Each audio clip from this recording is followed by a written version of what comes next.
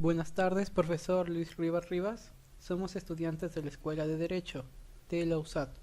A continuación le haremos una serie de preguntas con la temática Literatura lambayecana. De antemano, muchas gracias por su tiempo. Estoy a órdenes de ustedes. Digan. Muchas gracias, profesor Rivas. Nosotros nos tocó el tema lo que es la literatura y el lambayeque y queremos saber cuán importante es en los textos escolares de la literatura que se consume, ¿no? ¿Por qué en los textos escolares de la literatura que consume la población escolar no figura ninguno de los poetas lambayecanos? ¿A qué se debería, por qué no se le toma en cuenta? Sucede que los manuales de literatura se elaboran en Lima por profesores que trabajan en Lima y que conocen la producción editorial de la capital. Ninguno de ellos suele trasladarse a las provincias para conocer ahí el bagaje editorial. Cuando en los manuales de literatura figura un escritor de provincias, esto se debe a que ese escritor de provincias publicó en Lima, porque si hubiera publicado, por ejemplo, Vallejo en Santiago de Chuco, no sabríamos de su vida. Si Ciro Alegría hubiera publicado en Huamachuco, tampoco conoceríamos de él. Lo propio podríamos decir de Arguedas. Si Arguedas hubiera publicado en su Apurímac de origen, tampoco sería conocido. Y de igual manera podríamos decir de Valdelomar, del Inca Garcilaso de la Vega. Todos ellos son conocidos porque escribieron desde Lima o desde el extranjero. Si Vargas Llosa hubiera escrito desde Arequipa, tampoco sería conocido. Vargas Llosa ha publicado en Lima, publicado en el exterior, y por eso es que se ha hecho conocido. Lamentablemente, pues, los críticos literarios han partido tácitamente de la premisa de que la literatura se escribe en Lima. Digo tácitamente porque en ningún momento lo afirman, pero con su proceder dan a entender que la literatura es fundamentalmente un fenómeno limeño. Jamás lo han dicho, pero puesto que solo se ocupan de los que escriben en Lima, ignoran al resto. En la práctica, la visión que nos dan es puramente centralista. Parten de Lima. Desde luego que para escribir una literatura a nivel nacional que realmente tenga esa dimensión, tendrían los autores de manuales y de libros de historia de la literatura, tendrían que trasladarse a todo el Perú. Y como más cómodo les sale sencillamente ver lo que hay en el entorno, aplican lo que decía Valdelomar, que el Perú es Lima, que Lima es el jirón de la Unión y que el jirón de la Unión es el Pareconcé, de manera que todo queda centralizado. Es lamentable, pero esas son las circunstancias. De un lado hay negligencia, no querer ver más allá de los linderos de la capital. De otro lado hay economía, no querer gastar en desplazarse para ver.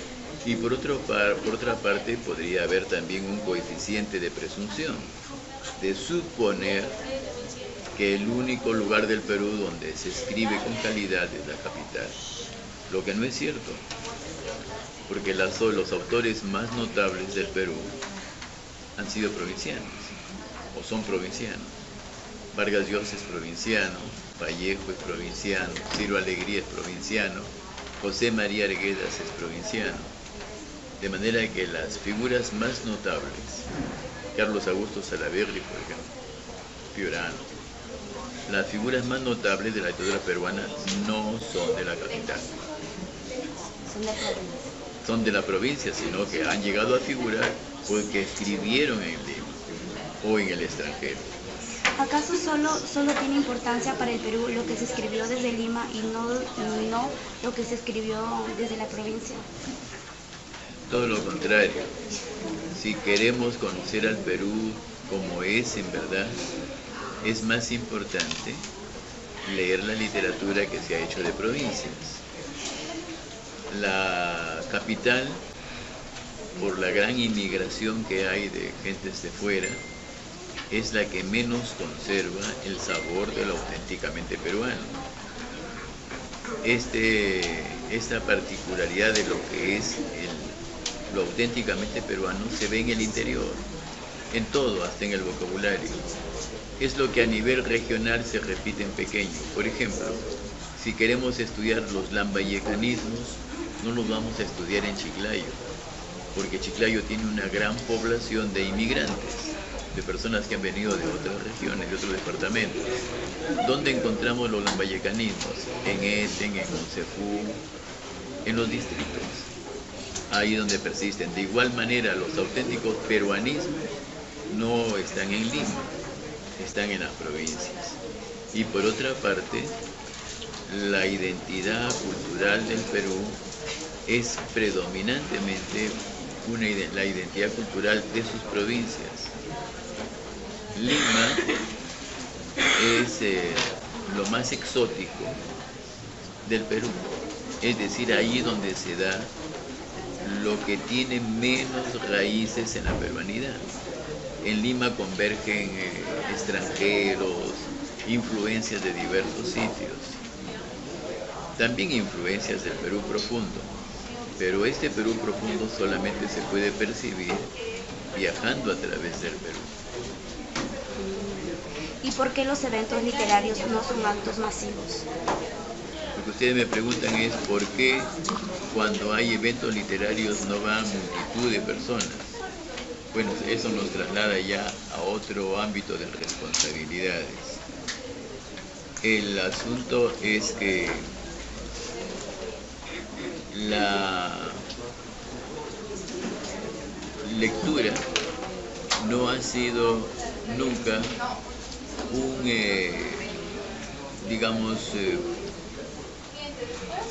un interés mayoritario en el Perú.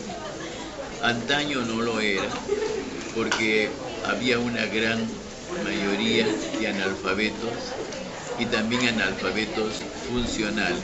Se denomina analfabetos funcionales aquellas personas que, sabiendo leer y escribir, nunca leen.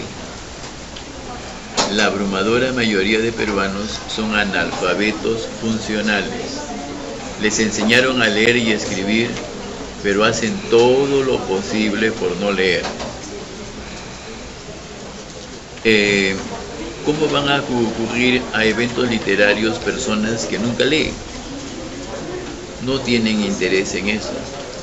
Si se trata de un evento futbolístico, por ejemplo, se llenan los locales, porque las grandes masas ven fútbol. Pero un evento literario no se suele llenar de locales, porque las grandes masas no leen.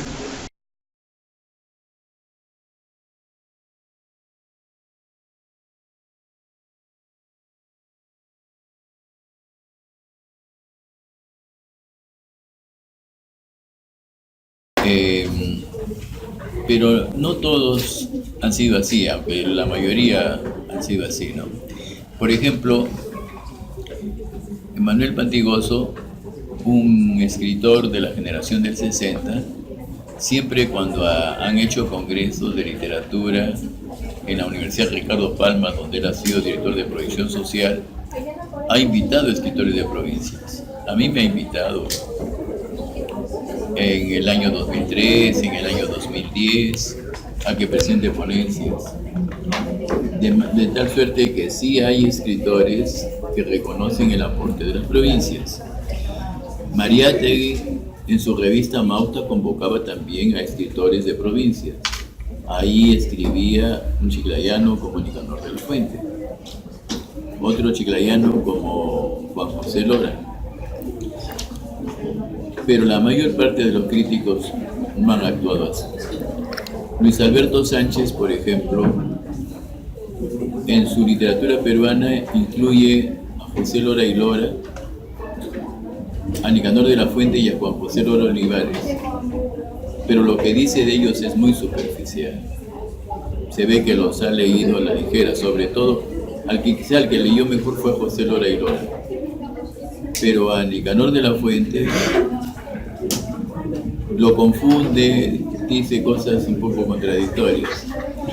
Y en cuanto a Juan José Lora Olivares, escribe abundantemente de él en artículos, sobre todo cuando murió Juan José Lora, pero en su libro La literatura peruana apenas le dedica unas cuantas líneas. Esa es, digamos, la conducta de los escritores limeños. Ahora, por otra parte, en las provincias no hay quien escriba sobre la literatura de ese departamento, de esa región. Yo he escrito sobre la literatura vallecana, pero no hay ningún libro sobre la literatura piurana, tumbesina, cajamarquina, loretana, sobre ninguna, de ningún departamento o región del Perú hay estudios. El único libro que estudia literatura provinciana es mi libro La literatura vallecana. En ningún otro lugar del Perú se ha hecho algo semejante. Lo que sí han hecho en algunos lugares como Cusco y Arequipa es publicar antologías de algunos autores, pero no un estudio de la evolución literaria de esos pueblos.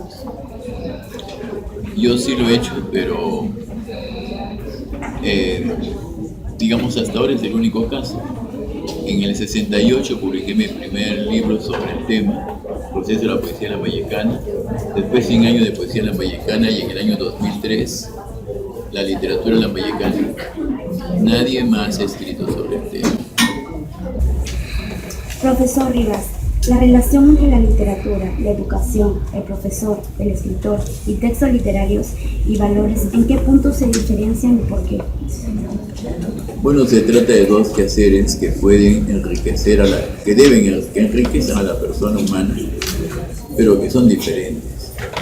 El propósito de la literatura no es esencialmente educativo. La literatura se ha creado con fines estéticos, de producir arte a través de la palabra. Ahora, esa creación de arte a través de la palabra puede enriquecer espiritualmente a las personas porque realiza los valores estéticos, y algunas obras literarias realizan también, son expresión de valores morales, sociales, religiosos, filosóficos, telúricos, geográficos, regionalistas. En ese sentido, contribuye a la educación, pero el fin primordial de la literatura es crear arte, mientras que el fin primordial de la educación es formar a la persona en sentido integral. De tal suerte que estudiar la literatura es imprescindible para el efecto educativo, para la labor educativa, pero no son lo mismo. Por ejemplo, ¿en qué casos la literatura es imprescindible para la labor educativa? En primer lugar, para el manejo idiomático. Las personas que quieren enriquecer su capacidad de manejar el idioma tienen en los escritores sus mejores modelos. Los escritores son los maestros, se pueden decir, son los paradigmas. En consecuencia, si queremos expresarnos con fluidez, con elegancia, con cohesión, con transparencia, los escritores son el mejor modelo.